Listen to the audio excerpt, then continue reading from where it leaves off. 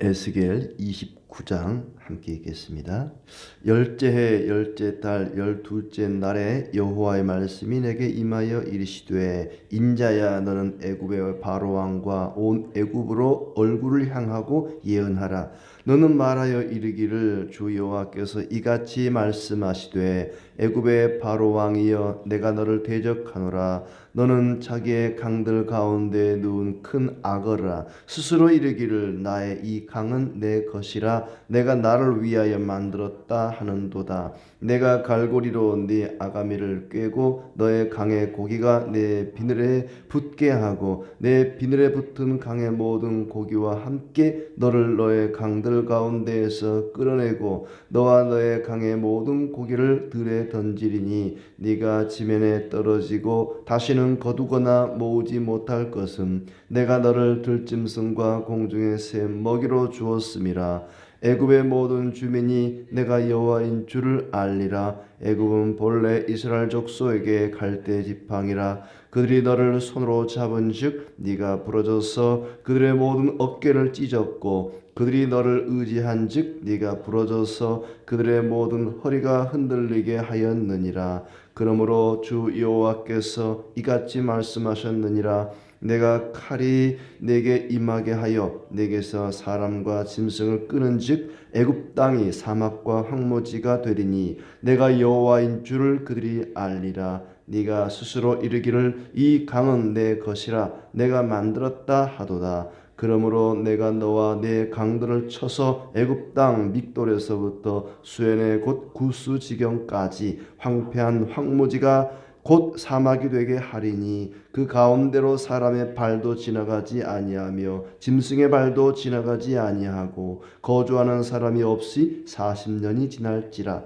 내가 애굽 땅을 황폐한 나라들과 같이 황폐하게 하며 애굽 성읍도 사막이 된 나라들의 성읍같이 40년 동안 황폐하게 하고 애굽 사람들은 각국 가운데로 흩으며 여러 민족 가운데로 해치리라. 주 여호와께서 이같이 말씀하셨느니라. 40년 끝에 내가 만민 중에 흩은 애굽 사람을 다시 모아내되 애굽에 사로잡힌 자들을 돌이켜 바드로스 땅 곧 그 고국 땅으로 돌아가게 할 것이라. 그들이 거기에서 미약한 나라가 되되 나라 가운데 지극히 미약한 나라가 되어 다시는 나라들을 위해 스스로 높이지 못하리니 내가 그들을 감하여 다시는 나라들을 다스리지 못하게 할 것입니다. 그들이 다시는 이스라엘 족속의 의지가 되지 못할 것이요 이스라엘 족속은 돌이켜 그들을 바라보지 아니하므로 그 죄악이 기억되지 아니하리니 내가 여호와인 줄을 그들이 알리라 하셨다 하라. 27째 해 첫째 달 초하루에 여호와의 말씀이 내게 임하여 이르시되 인자야 바벨론의 느부갓네살 왕이 그의 군대로 두루를 치게 할 때에 크게 수고하여 모든 머리털이 무질어졌고 모든 어깨가 벗어졌으나 그와 군대가 그 수고한 대가를 두로에서 얻지 못하였느니라. 그러므로 주 여호와께서 이같이 말씀하셨느니라. 내가 애굽 땅을 바벨론의 느부갓네살 왕에게 넘기리니 그가 그 무리를 잡아가며 물건을 노략하며 빼앗아갈 것이라. 이것이 그 군대의 보상이 되리라. 그들의 수고는 나를 위하여 함인즉 그 대가로 내가 애굽 땅을 그에게 주었느니라. 주 여호와의 말씀이니라. 그날에 나는 이스라엘 족속에게 한 뿔이 돋아나게 하고 나는 또 내가 그들 가운데에서 입을 열게 하리니 내가 여호와인 줄을 그들이 알리라. 아멘. 예, 날씨가 많이 춥습니다. 오늘도 모두 건강하고 또 즐겁고 복된 날 되시기를 축복합니다. 이스라엘 주변에 있는 여러 나라의 멸망에 대한 말씀이 계속되고 있는데 29장부터 32장까지 좀 길게 애굽의 심판을 이야기하고 있습니다. 그렇지만 애굽을 위한 말씀은 아니죠. 두로와 시돈에 대한 말씀도 이스라엘 백성들을 위한 말씀이었던 것처럼 바벨론의 포로로 잡혀가 있는 이스라엘 백성들을 위한 말씀이지 결코 애굽을 위한 말씀은 아니다 하는 것을 우리가 잊지 말아야 되겠습니다. 애굽이 교만하여 애굽을 칠 것이다. 어제 28장의 두로도 마찬가지로 그들이 교만하여서 하나님으로부터 심판을 당할 것이다 말씀했는데, 애굽도 마찬가지입니다. 그들의 교만 때문에 하나님이 그들을 칠 것이라고 말씀합니다. 뭐라고 교만했느냐? 나는 강의 악어다. 나는 이 나일강의 가장 무서운, 가장 힘센, 가장 강한 악어다. 이 악어라는 표현은 강에 있어서는 왕이죠. 그를 이겨낼 자가 없습니다. 누구도 나를 덤빌 자가 없다. 내가 창조자다. 이런 생각, 교만한 생각이죠. 애굽과 바로 왕에 대한 예언, 이렇게 제목을 붙일 수 있겠습니다. 애굽의 왕 바로여, 애굽의 바로 왕이여, 너를 대적하노라. 왜 하나님께서 바로 왕을 대적하실까? 바로 왕이 뭐라고 했길래 그를 대적하는 것일까? 그는 스스로 애굽의 강, 애굽에 있는 강이면 나일강이 되겠죠. 그 강들 가운데 누운 큰 악어다. 이렇게 표현하면서 나의 이 강은 내 것이다. 내가 나를 위해 이 강을 만들었다. 단순히 자기 자신을 자기가 만들었다는 게 아니라 그 강 자체를 자기가 만들었대요. 애굽이 그렇다는 것입니다. 너는 자기의 강들 가운데 두는 큰 악어라. 스스로 이르기를 나의 이 강은 내 것이라. 내가 나를 위하여 만들었다 하는도다. 9절 끝에도 네가 스스로 이르기를 이 강은 내 것이라. 내가 만들었다 하도다. 이 강은 내 것이다. 내가 만들었다. 단순히 내가 제일 힘세다. 바로 두로의 왕 같은 경우에는 내가 신이다. 내가 하나님이다. 자기가 신의 자리에 올랐다 그랬는데, 이 두로도 바로도 마찬가지입니다. 애굽의 바로 왕도 바로 왕의 이름이 바로는 아니죠. 바로라는 거는 왕의 호칭입니다. 우리가 뭐 대통령 하듯이 바로 하는 것은 사람의 이름이 아니라 이제 왕의 호칭인데, 이 바로가 말하기를 이 강은 내가 만들었다. 내가 이 강의 창조자다. 자기가 하나님의 자리에 오르는 것은 이 두로 왕이나 마찬가지입니다. 그래서 하나님이 그를 심판하시는데 바로 왕뿐만 아니라 애굽 자체를 심판하십니다. 4절부터 보면 이제 심판의 말씀이 나오는데, 갈고리로 내 아가미를 꿰고 너의 강의 고기가 내 비늘에 붙게 하고 내 비늘에 붙은 강의 모든 고기와 함께 너를 너의 강들 가운데서 끌어내고. 갈고리를 가지고, 낚싯바늘도 아니고 아주 그냥 큰 쇠로 된 그런 갈고리를 가지고 이 악어의 아가미를 꿰서 끌어내는데, 주변에 있는 물고기들이 그 비늘에 붙게 하고 비늘에 붙어 있는 물고기들까지 끌어낸다. 이 30장에 가면은 나오지만은 이 애굽만 멸망하는 것은, 애굽이 멸망할 때 애굽에 붙어 있던 주변 나라들도 같이 멸망합니다. 그러니까 이 악어의 비늘에 다른 물고기들이 붙게 하여 그 물고기들까지 같이 망하게 할 것이다. 너와 고기들을 들에 던질 것이다. 들짐승과 공중의 새의 먹이로 주겠다. 애굽의 모든 주민이 내가 여호와인 줄을 알리라. 그러면서 6절, 애굽은 본래 이스라엘 족속의 갈대 지팡이라.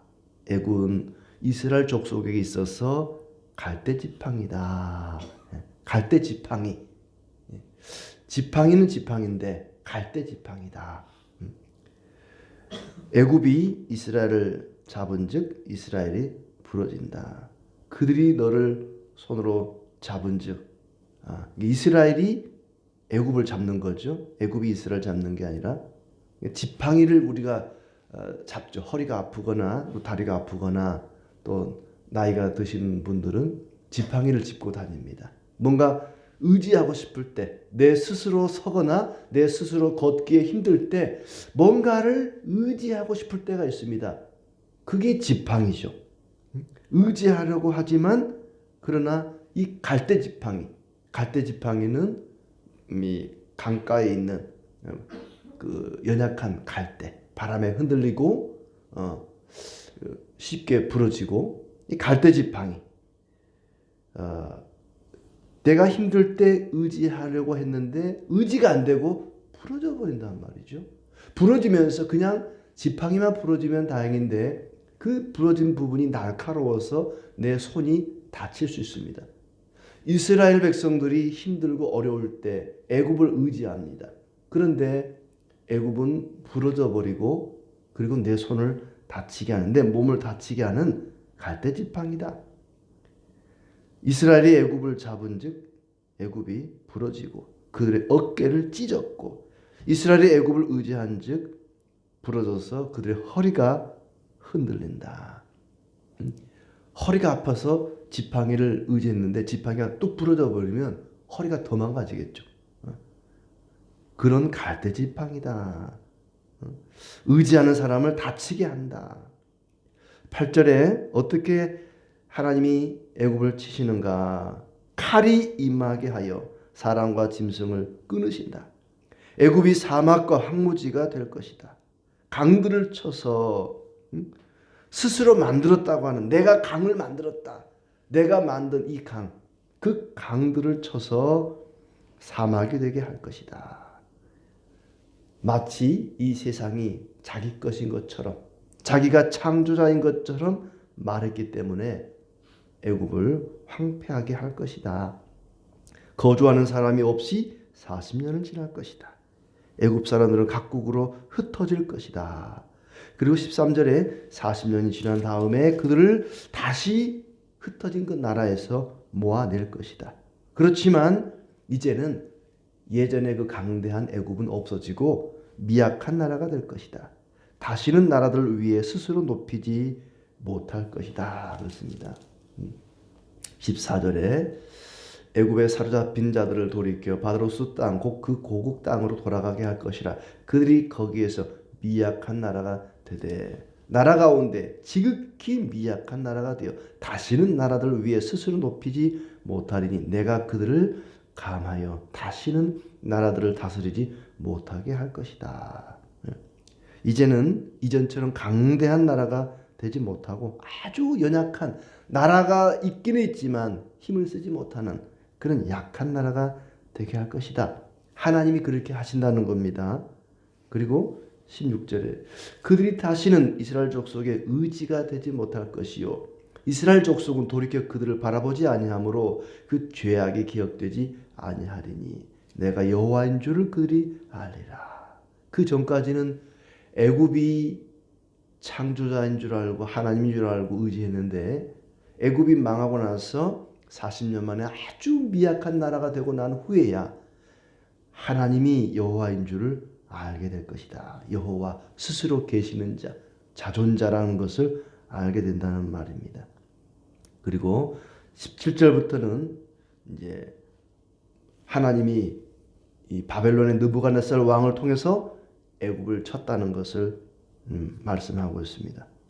느부갓네살이 28장에서 두로를 쳤죠. 그런데 완전히 멸망시키지는 못했습니다. 고생은 굉장히 많이 했는데 완전히 정복하지는 못했습니다. 나중에 알렉산더에 의해서 그리고 또 십자군 전쟁 때 두로가 완전히 멸망하고 이 느부갓네살 왕의 공격으로는 두로가 완전히 멸망하지를 못했습니다. 물론 더 이상 망국의 문 역할은 못하게 되었지만은 그래서 하나님이 느부갓네살의 그 수고, 두로를 멸망시키려고 했던 그 수고를 하나님이 갚아주는 의미에서 애굽 땅을 대가로 줬다. 두로를 치는 일을 완성시키지는 못했지만 그걸 갚아주는 의미로 참 네가 수고했다. 이방의 왕이지만 하나님이 그를 들어 쓰신 거죠. 애굽 땅을 대가로 줬다. 그래서 애굽의 무리를 잡아가고 물건을 뺏어가고 느부갓네살 군대의 수고는 하나님을 위하여 한 것으로 그를 보상했다고 말하고 있습니다. 그리고 마지막 21절에는 메시아에 대한 예언이 잠깐 나오죠. 그날에 나는 이스라엘 족속에게 한 뿔이 돋아나게 하고 나는 또 내가 그들 가운데에서 입을 열게 하리니 내가 여호와인 줄을 그들이 알리라. 한 뿔, 메시아가 나타날 것을 예언하는 그런 말씀이죠. 우리가 이 말씀을 통해서 두로도 마찬가지였지만 두로의 심판에 대한 예언은 두로를 위한 말씀이 아니라 포로로 잡혀와 있는 이스라엘 백성들을 위한 말씀이라 그랬습니다. 애굽을 향한 심판의 메시지도 마찬가지입니다. 애굽 사람들을 위한 말씀은 아닙니다. 왜냐하면 애굽 사람들은 회개하지 않을 것이기 때문에 그렇습니다. 애굽이 회개할 것을 기대한 것이 아니라 애굽의 멸망을 통해서 지금 바벨론의 포로로 잡혀와 있는 이스라엘 공동체 백성들이 힘을 내고 하나님을 더욱 의지하고 믿음이 회복되고 새로워지기를 기대하는 마음으로 이 말씀을 주고 있습니다. 그러니까 에스겔은 이 말씀을 지금 애굽 사람들에게 선포하는 것이 아니라 바벨론에 잡혀와 있는 포로 공동체들에게 하고 있는 것이죠. 다시 한번 6절 말씀 보면은 애굽의 모든 주민이 내가 여호와인 줄 알리라. 애굽은 본래 이스라엘 족속의 갈대 지팡이다. 갈대 지팡이다. 이스라엘 백성들은 무슨 일이 생기기만 하면 애굽을 의지했습니다. 애굽을 바라봤습니다. 애굽을 사모했습니다. 무슨 일을 만나도 예수님만 의지하고 하나님만 사랑해야 되는데 이스라엘 백성들은 애굽을 의지하고 애굽을 바라보고 왜 그랬을까?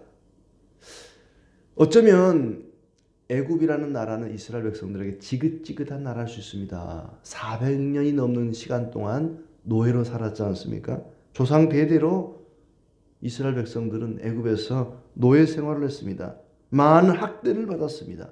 그런데도 무슨 일만 생기면 애굽을 의지하고 애굽을 바라보고 그러니까 이스라엘 백성들에게 있어서 애굽은 지팡이와 같은 그런 존재입니다. 왜 그랬을까? 요즘 소위 말하는 가스라이팅을 당한 걸까?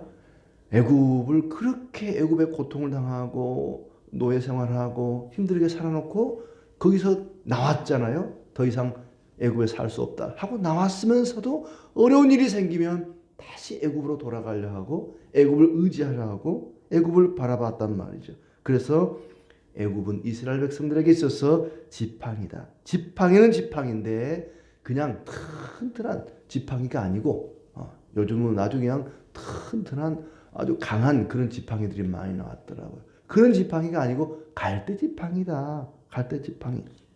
보기에는 크고 튼튼하고 단단해 보이지만 막상 그것을 짚어보면 사용해보면 뚝 부러져서 허리를 망가뜨린다.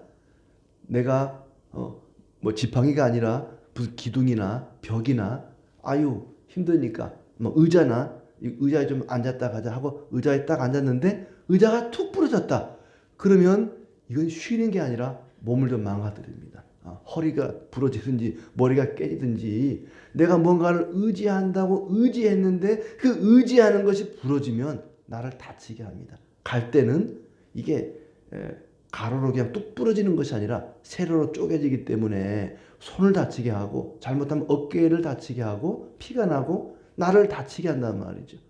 애굽은 그래서 이스라엘 백성들에게 지팡이는 지팡인데 갈대 지팡이다. 도움이 되지 않고 오히려 나를 해치고 나를 다치게 하고 나를 아프게 하는 그런 갈대 지팡이다. 보기에는 크고 좋아 보이지만 튼튼해 보이지만 그것은 나를 다치게 하는 날카로운 갈대 지팡이다. 애굽은 이 세상입니다. 성경에 애굽 그러면 우리가 볼 때는 이 세상을 가리킵니다. 마치 이스라엘 백성들이 애굽에서 건짐받은 것처럼 우리는 이 죄악된 세상에서 구원을 받은 세상에서 건짐받은 자들입니다.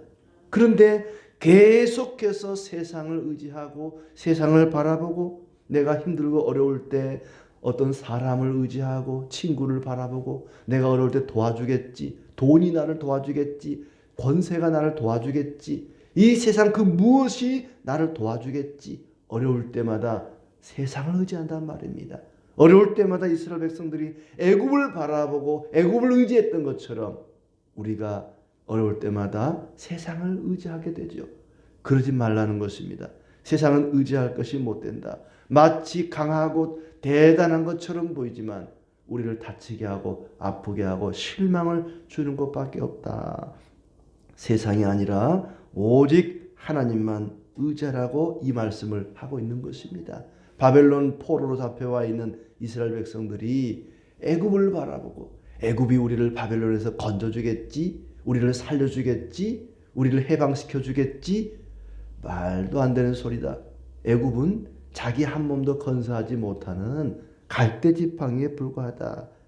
무슨 일이 생기면 세상이, 돈이, 사람이, 그 누군가가 나를 도와주고 나에게 힘을 줄 것 같지만 오히려 나를 아프게 하고 나를 괴롭히고 나에게 실망을 줄 수밖에 없다. 심지어 부모 형제도 의지할 것이 못 된다.